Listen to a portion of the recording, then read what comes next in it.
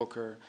There's been a lot of interest in this, and we're grateful to all of them. They were invited, but I guess there's stuff going on in the Senate, as you know. But we're grateful that both of you are here, and it's instrumental. This is an important moment after 30 years of war.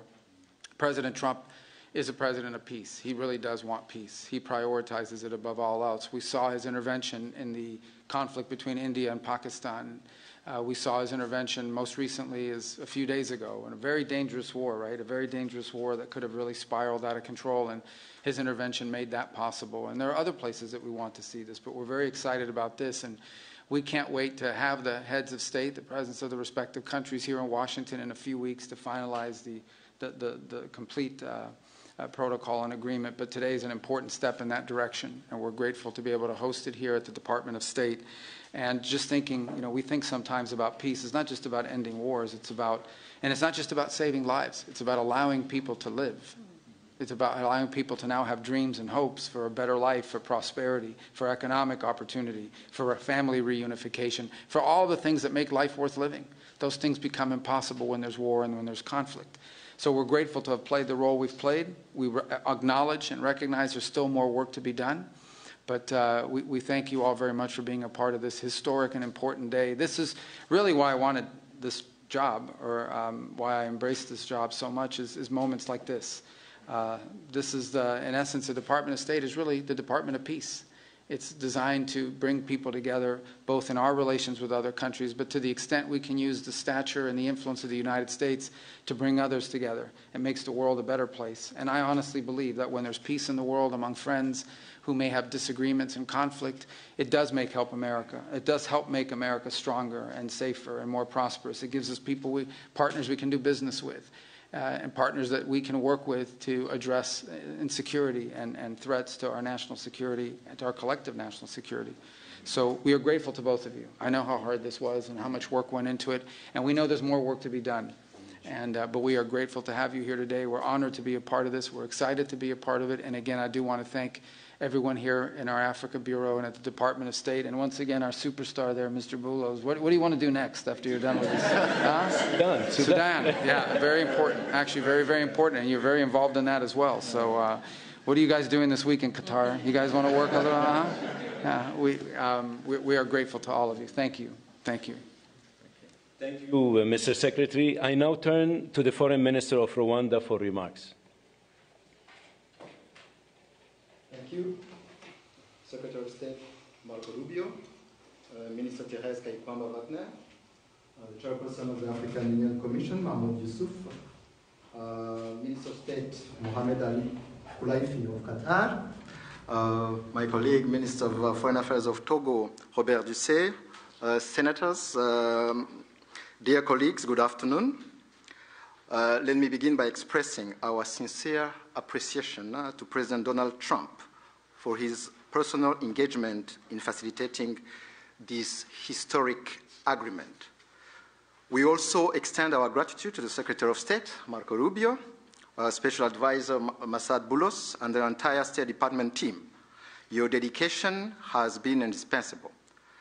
This agreement is the product of months of coordinated efforts by multiple actors. It is very important to note that the State of Qatar has played an absolutely central role. Indeed, the opening, which led to today's agreement, began in Doha.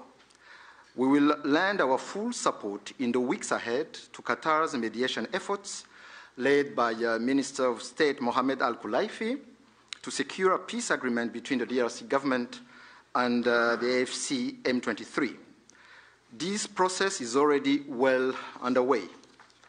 Today's agreement also builds on the African-led peace initiatives, which are ably led by the African Union facilitator, President Faure Gnassingbé of Togo.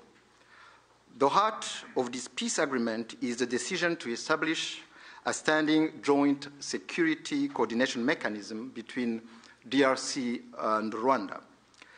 The first order of business is to begin implementing of the concept of operations for the neutralization of the FDLR, to be accompanied by a lifting of Rwanda's defensive measures. This is grounded in the commitment made here for an irreversible and verifiable end to state support for FDLR and associated militias. That is the bedrock of peace and security in our region. FDLR is no ordinary militia. It is the remnant of the forces which committed the genocide against the Tutsi in 1994, in which 1 million people were killed. With this agreement, we also committed to facilitate the return of refugees in our respective territories with the support of the UNHCR. Creating the conditions for the safe and dignified return of refugees is vital to achieve lasting peace. We also took to enhance economic cooperation, including with American companies and investors. Shared growth and cross-border cooperation will unlock tangible dividends for both our countries. We must acknowledge that there is a great deal of uncertainty in our region and beyond, because many previous agreements have not been implemented, and there is no doubt that the road ahead will not be easy. But with the continued support of the United States and other partners, we believe that a turning point has been reached. Rwanda stands ready to work with the DRC to deliver on our joint commitments. To conclude, allow me to once again express Rwanda's appreciation to all who have contributed to this milestone. Thank you.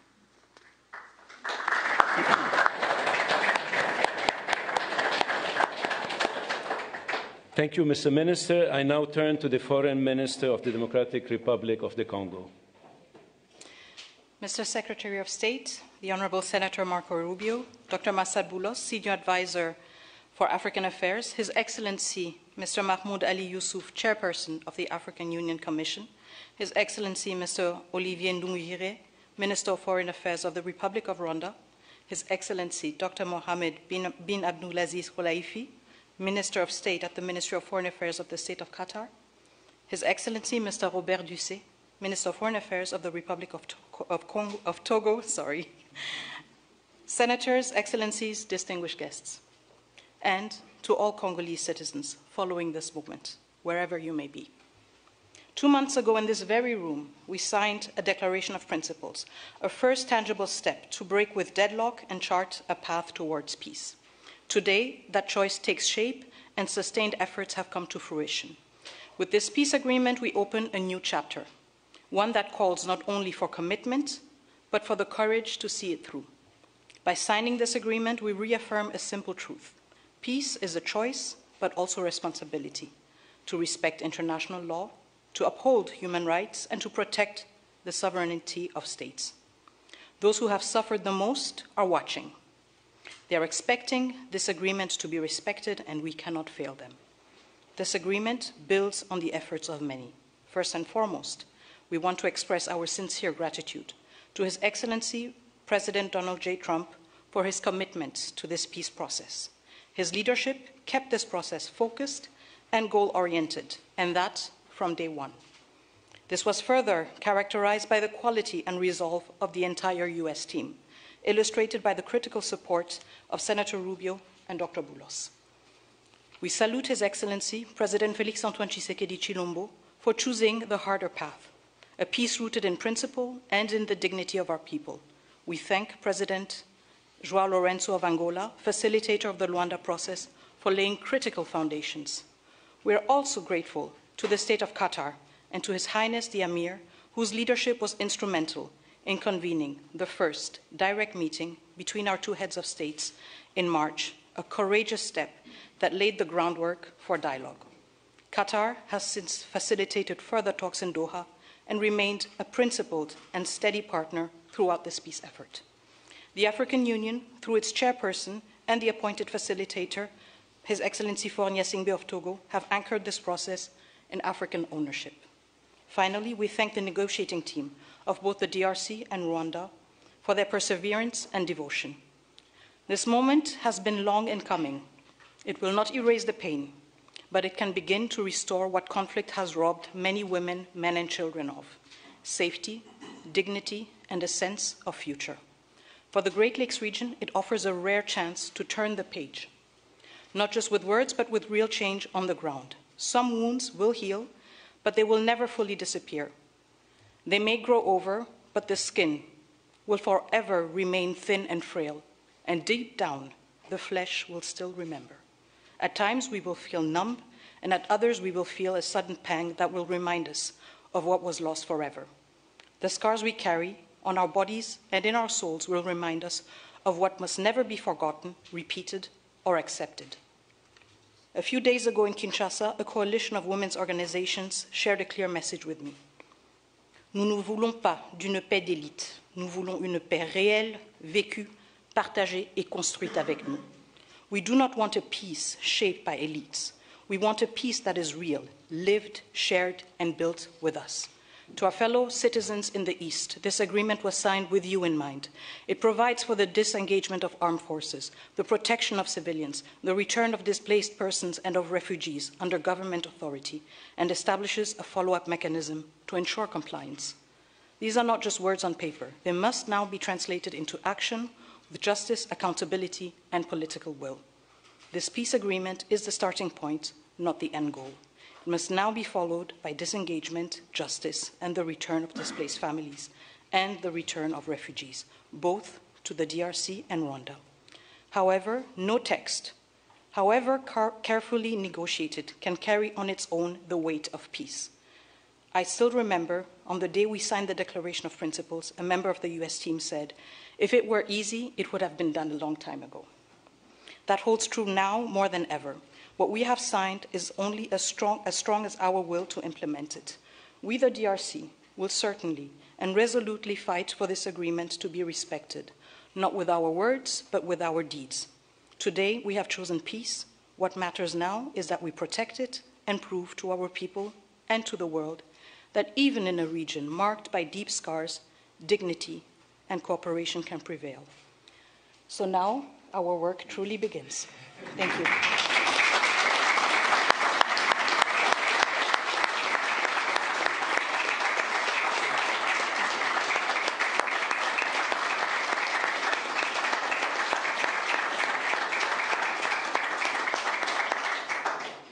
Thank you, Madam Minister. It's now my honor to invite the parties to sign the peace agreement to be witnessed by Secretary Rubio.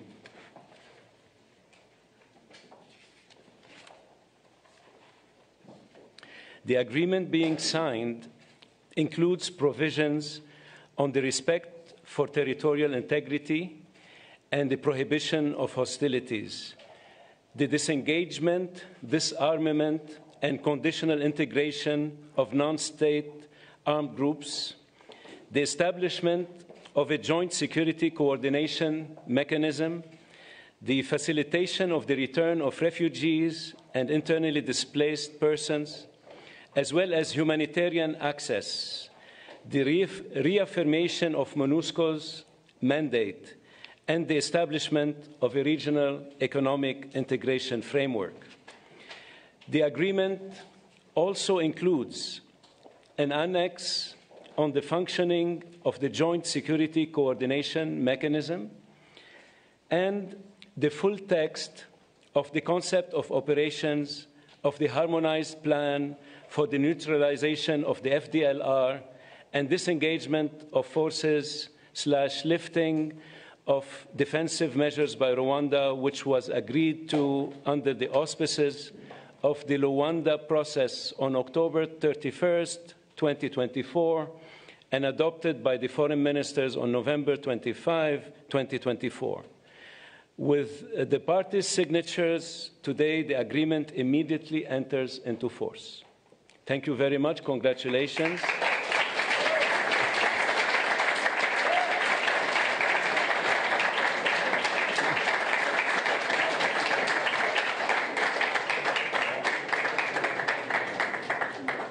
This concludes the proceedings.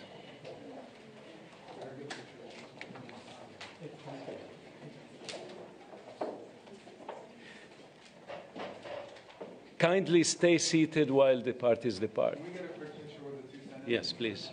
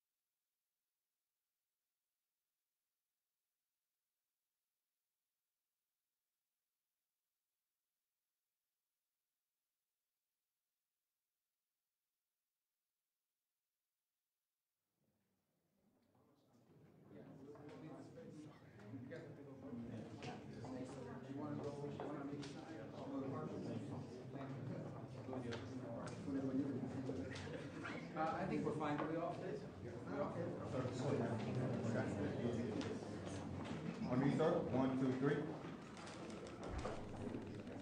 And